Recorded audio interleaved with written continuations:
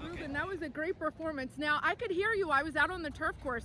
You were cheering your horse home in English. You were saying, come on.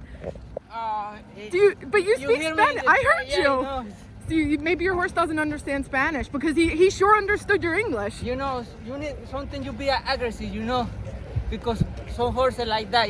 Yeah. Here's But what made you choose English over Spanish? Because you predominantly. Come on. I love it. Yeah, Good job. Thank you.